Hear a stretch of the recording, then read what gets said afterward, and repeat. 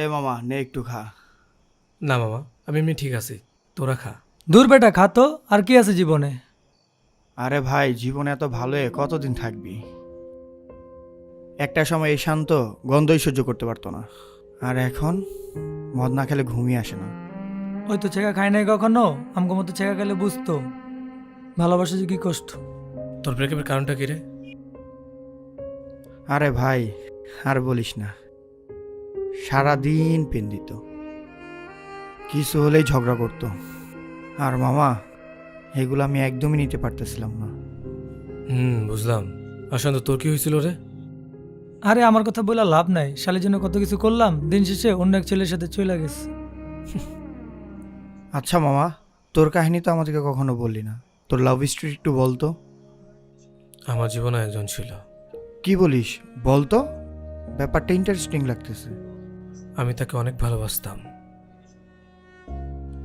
কিন্তু আমাদের এই সুন্দর ভালোবাসাটা বেশি দিন আমাদের সঙ্গ দেয়নি, কারণ আমাদের মাঝে ছিল তৃতীয় একজন। আরে বাবা, আমি বাসায়, আমি বাইরে কেন থাকবো? মিথ্যা বলো না ঐশী। আজব, তুমি কি আমাকে বিশ্বাস করো না? হ্যাঁ করি। তাহলে তুমি আমাকে সন্দেহ কেন করতেছো? আচ্ছা বাদ দাও, আজকে একটু দেখা করো তো, তোমার জন্য একটা গিফট আছে। ও আচ্ছা, আমার জন্য গিফট। তাহলে বলো কখন দেখা করবা? হ্যাঁ, আমি তোমাকে অ্যাড্রেসটা সেন্ড করে দিচ্ছি, তুমি সময় মতো চলে এসো। আমি এখন অফিসে যাই। হ্যাঁ আচ্ছা বাবু, সাবধানে যেও। হ্যাঁ আম্মু, আচ্ছা শোনো, আম্মু না আমাকে ডাকতেছে, পরে কথা বলে। আর সাবধানে যেও কিন্তু। আম্মু ডাকে তাই না? আচ্ছা যাও তাহলে। Okay bye. আচ্ছা, তুমি ছেলেটাকে এইভাবে বোকা বানাইলা? আরে তুমি আর বইলো না, ও আসলে একটা বোকা। বোকা না হলে কি প্রতি সপ্তাহে আমাকে নিয়ে নিয়ে গিফট দিত?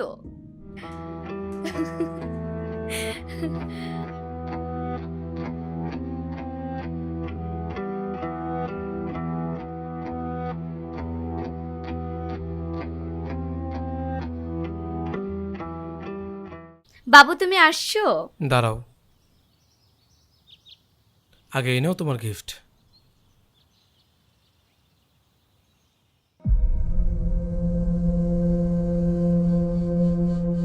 মানে কি অভি? এটাকে ও, ও তো আমার জাস্ট ফ্রেন্ড, এর বেশি কিছু না। ফ্রেন্ড? তখন তুমি কিভাবে বাসায় ছিলা? কেন মিথ্যা বলো তুমি আমাকে? সত্যি বলে তুমি আমার মনটাই ভেঙে দিতা, মিথ্যা বলে ধোকা না দিয়ে। অভি শোনো। ব্যাস, আর না। তোমার জন্য আমি পুরো দুনিয়ার সাথে লড়াই করতাম, কোনো কিছু বলার আগে সামনে এনে হাজির করতাম। কেন?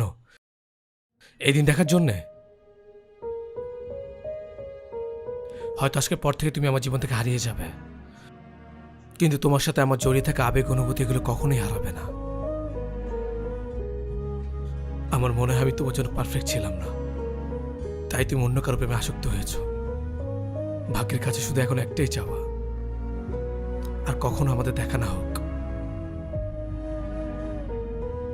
আমরা যখন কাউকে আমাদের জীবনের থেকে বেশি ভালোবাসি, তখনই সে আমাদের হৃদয় ভেঙে দেয়। আর হাস্যকর বিষয় হচ্ছে, সেই ভাঙা হৃদয়ের প্রতিটি টুকরো শুধু তাকেই ভালোবাসে। আরে চিল, কালকে আবার হবে। তুমি এত প্যারা নিচ্ছ কেন বলো তো? তোমার কথা বলা হয়েছে? চল আমরা একটু বেরিয়ে ঘুরতে যাই। আরে দাঁড়াও না, আর 5 মিনিট কথা বলি। আচ্ছা, তুমি ওখান দিয়ে সব কিছু গুজরাজ করে রাখো, আর টেনশন নিও না, ঠিক আছে? আচ্ছা ওকে, আমি তোমাকে 5 মিনিট পর কল দিচ্ছি। তুমি আমার সাথে একটু বের হইছ, এখনো তোমার ফোনটা নিয়ে ব্যস্ত থাকা লাগে? হ্যাঁ, সমস্যা কই? ফ্রেন্ড কল দিছে তাই কথা বলছি, ফ্রেন্ডের সাথে কথা বলতে পারবো না? ফ্রেন্ড? হ্যাঁ ফ্রেন্ড। আচ্ছা আমাকে একটা কথা বলো তো, তুমি কি ওকে শুধু বন্ধুই ভাবো, আর ও কি তোমাকে শুধু বন্ধুই ভাবে? আজব, এটা কেমন প্রশ্ন? ফ্রেন্ড তো ফ্রেন্ডই হয়। আমি শুধু তোমাকে এতটুকু বোঝাতে চেয়েছি, তোমার ইন্টেনশন যতই ঠিক থাকুক, তোমার অপর পাশের মানুষটার ইন্টেনশনও ঠিক থাকতে হবে। আশা করি তুমি আমার কথা বুঝেছ।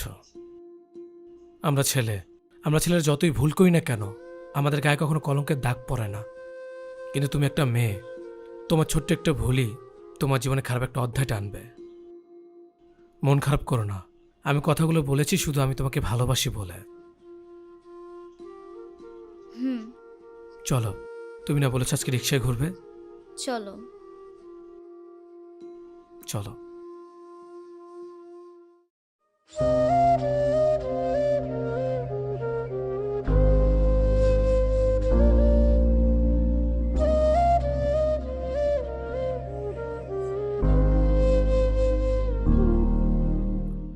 কি হয়েছে ঐশী, তুমি আমার কল ধরতেছে না কেন? আরে একটু ব্যস্ত ছিলাম, তাই কল ধরতে পারি নাই। 4 দিন ধরে আমাদের কথা হচ্ছে না, কিসের এত ব্যস্ততা তোমার? আরে তুমি জানো না, আমার ভার্সিটি খোলা, রেগুলার ক্লাস করতে হয়। তার জন্য সব কিছু মিলিয়ে তোমাকে আর আগের মতো টাইম দেওয়া হয় না। জানি, কিন্তু আমার জন্য তো তুমি 5 মিনিট টাইম বের করতে পারো, তাই না? আচ্ছা শোনো, আমি এখন পড়তে বসবো, পরে কথা বলবো। আচ্ছা ঠিক আছে, পড়া শেষ হলে কল দিও। মেয়েরা যখন তার বয়ফ্রেন্ডকে ইগনোর করে তখন দুইটা জিনিস বোঝা যায় মামা। কি? হয়তো ওর লাইফে নতুন কেউ আসছে, আর নয়তো নতুন কারো প্রেমে পড়ছে। আরে এসব ফালতু কথা বলিস না তো, ও সেরকম মেয়ে না। বন্ধু, পাখি যখন উড়াল দিবে তখন বুঝবা এ পাখি তোমার পোষ মানে নাই। দেখ মামা, মাত্র অফিস থেকে আসছি, তো এসব কথা শুনতে আমার ভালো লাগতেছে না, চল গিয়ে চা খাই। চল।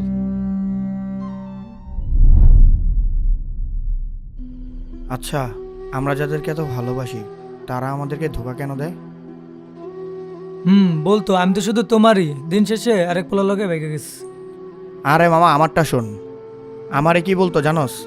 আমি ছাড়া নাকি ওর জীবনে কেউই নেই।